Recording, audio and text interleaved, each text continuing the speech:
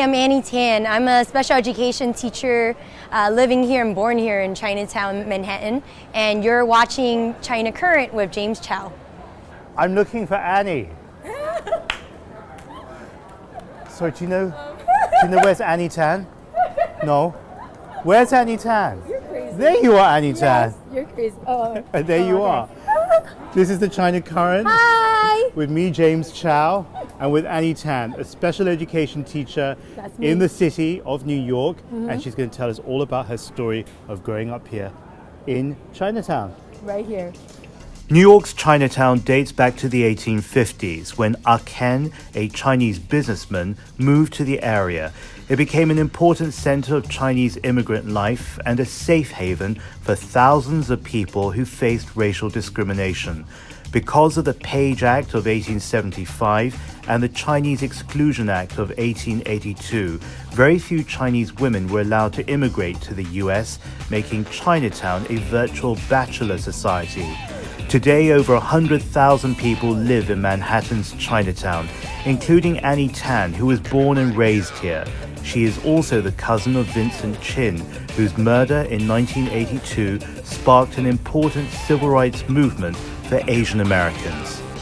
This is the only curved street in Chinatown, and so in Chinese tradition, I believe demons or ghosts go in straight lines, but they can't turn corners or go in curves. After September 11th, this area was covered by military men, and you couldn't get in or out of Chinatown without an ID. And I was in 7th grade when 9/11 happened. So Chinatown really is a part of American and global history. Absolutely. I mean, a lot of people have left Chinatown. Part of it was a direct result of 9/11 when, the textile industries, which relied on imports of, textiles, they couldn't ship their stuff to the sweatshops here. So a lot of people lost jobs. Tourists weren't coming to New York. All these formerly industrial places then became places that became condos and other real estate. By 2010, a tenth of Chinatown had moved away. And so China they never came back. A lot of them never came back. A lot of my friends who grew up here never came back. Was it safe growing up here? Oh yeah. When I was growing up here in the 90s and then early 2000s, it was all Chinese people. I mean, I didn't go out at night in the 90s, but in the 2000s, I go to the parks and we play wood tag on these really rotten wooden blocks, and we would play soccer on a concrete ground, which is now a soccer field because they finally fixed up the soccer field. It was fun living here. It felt like a real home that people had your back, because if my mom had to buy groceries, for instance, she would ask the lady who ran the chicken shop downstairs to watch us kids. And even after we broke her swivel chair, her office chair, she still watched us because she knew my mom had nowhere else to go.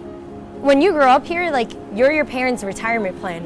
Because my parents, my mom did odd jobs working in bakeries and sweatshops, and my dad did construction work. They weren't getting 401ks or pensions. That just wasn't happening.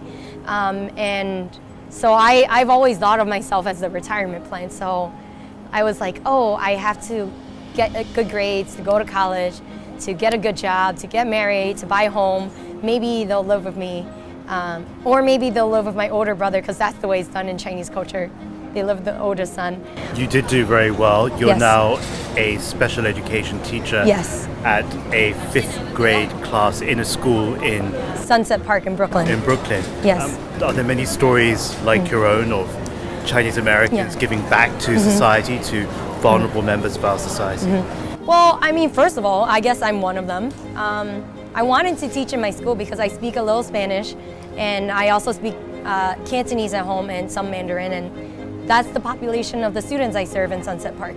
Growing up here in Chinatown, I know so many lawyers, doctors, activists fighting for Chinatown tenants here, fighting for immigrants who are about to be deported, kids I went to high school with, everyone doing beautiful things to fight back against the racism and xenophobia that's existing right now and has existed before, during Vincent Chin's time and since. Annie, thank you very much. Yeah, thank you, James. We've got lots more videos, so like, follow, and subscribe at The China Current.